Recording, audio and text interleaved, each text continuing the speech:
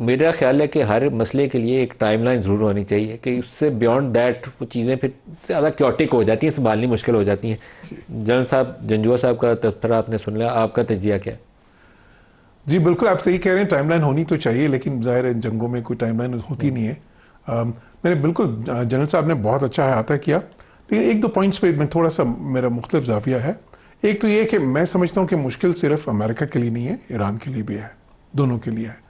ये पॉपुलर जंग अमेरिका के लिए नहीं है, लेकिन ये कोई ईरान की साइड पे भी ये नहीं कि पूरी दुनिया कोई के मुल्कों में कोई उनकी भी इस पे बहुत ज़्यादा सपोर्ट है। दोनों को ही समझा जा रहा है इररिस्पॉन्सिबल इस वक्त। अग्रेसिव तो इस वक्त अमेरिका और इसराइल ही है, इसमें मतलब जनरली अग्रेशन पब्लिक ओपिनियन तो यही है ग्लोबली। बिल्कुल, अग्रेशन उन्होंने किया और पब्लिक ओपिनियन बिल्कुल जो है बहुत से मुल्कों में इस तरह का है। लेकिन फिर साथ ही साथ अब आप देखें वेस्ट में जो पब्लिक ओपिनियन है ना वेस्ट में इस वक्त, वो बिल्कुल ईरान के साथ नहीं है। ईरान के अंदर भी देखें उस तरह की सिचुएशन नहीं है कि मतलब वो जिसे कहते हैं ना कि टोटल सपोर्ट एक साइड पे ही है। सर अगर ऐसी चीज़ होती तो उन्होंने इंटरनेट अपना क्यों बंद किया हुआ इतने अरसे से अभी तक, तो द पॉइंट है कि दोनों के लिए मुश्किलात हैं इस वक्त। मैं समझता हूँ कि दोनों के लिए ही ये बड़ी एक लूज लूज सिचुएशन होगी अगर इस जंग को जारी रखें।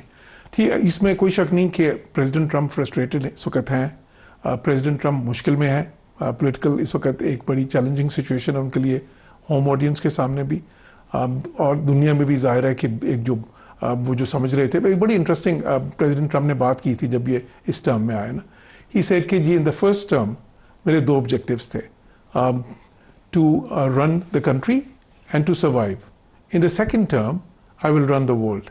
अच्छा, अब वो तो मेरे ख्याल है कि ऐसी एम्बिशन थी, अब उनको एहसास हो गया होगा कि वो कोई आसान काम नहीं है, उससे तो वो हट जाएंगे शायद। उन्होंने किया वेनेजुएला वगैरह में बाकी लेकिन साथ ही साथ देखें जो उन्होंने अचीव किए ना, अगर उनके वो देखें टेक्टिकल ऑब्जेक्टिव्स अगर अचीव किए, अगर इस पोजीशन पे अभी अमेरिका को वो मिल जाता है जो वो मांग रहे हैं उससे कम भी मिल जाता है मिसाल के तौर पे, तो वो ये कह सकेंगे कि देखें हमने ना सिर्फ JCPOA से आगे गए। अच्छा, ये मैं भी क्लियर कर दूं कि JCPOA में क्या था और अभी वो क्या मांग रहे हैं।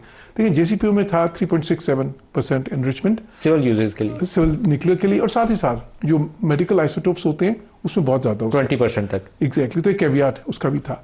अभी वो कह रहे हैं कि 0%, ठीक है, सस्पेंशन।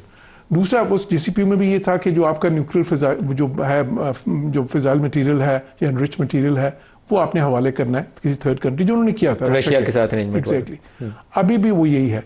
अच्छा, जहाँ तक मेरा अंदाजा है ईरानी उस पर तैयार हैं, वो जो 450 किलोग्राम वाली बात है वो जो है ना उस पर वो अमेरिका को देने पे तैयार नहीं है, लेकिन किसी और के साथ बातचीत कर रहे पे तैयार है। उनका जो ज़्यादा मसला है वो सस्पेंशन पे है, और उसमें भी टाइम लिमिट भी बात है। वो अमेरिका पहले कहता है इंडेफिनिट, फिर उन्होंने 20 साल के 3 साल 5 साल। I think that is the critical point. और उसके साथ दूसरा पॉइंट ये है कि जी कितनी शुरू में सैंक्शंस रिलीफ आप देते हैं, कितना आप जो है ना अनफ्रीजिंग ऑफ एसेट्स करते हैं। वो 2015 में भी की गई थी, 2015 में की गई थी, लेकिन अगेन आपको याद होगा मरहलावार थी और काफ़ी सारी सैंक्शंस नहीं हटी थी। वो तो बाद में ट्रंप ने वैसे ही तोड़ के मुआहदा बाद में तो विड्रॉ किया, लेकिन जब तक मुआहदा था, देखिए मुआहदा 2018 तक तो रहा ना, 2015 से 2018 3 साल रहा मुआहदा, उसमें बहुत सारी सैंक्शंस नहीं हटी थी। जॉर्ज साहब, वैसे मेरा जो अपना तजिया ये है कि ट्रंप साहब की पहले के नारे और अभी उनकी डेस्परेशन देख के और ईरानियंस की जो एक सर्वाइव करने की एबिलिटी है उसको देख के मुझे लगता है कि वो 2015 वाली डील कोई पॉलिश वॉलिश मार के चमका के उससे ओबामा का नाम मिटाएं और ट्रंप का नाम लिख लें, इससे ज्यादा उनको मिलने वाला कुछ नहीं है। लेकिन देखिए वो हो नहीं सकता ना, मतलब वो वाजे इतना ज्यादा फर्क है, क्योंकि अगर वही बात होती तो इजराइल उस वक्त से लगे हुए थे उसको विड्रॉ कराने के लिए, जो उन्होंने कराया भी। अब वो भी उस पर आके फंस के हैं। देखिए अगर उनको वो उस डील से बेहतर नहीं मिलेगी, ये सस्पेंशन नहीं मिलेगी, तो बात नहीं बनेगी, ये तो क्लियर है। मतलब ये उनकी भी रेड लाइन है ट्रंप की इस वक्त।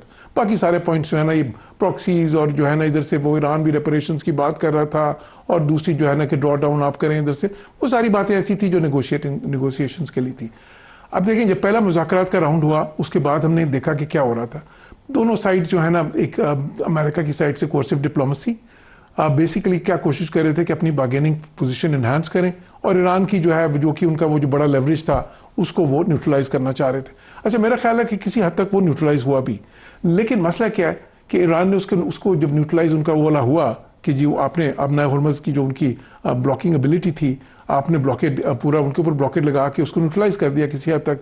उस पर ईरान ने फिर क्या किया, waiting game, because they realise कि प्रेसिडेंट ट्रंप की सबसे बड़ी कमजोरी क्या है कि पॉलिटिकली उनकी सपोर्ट मुल्क के अंदर गिर रही है, इकोनॉमिक प्रेशर आ रहा है, ही इज़ गेटिंग डेस्परेट।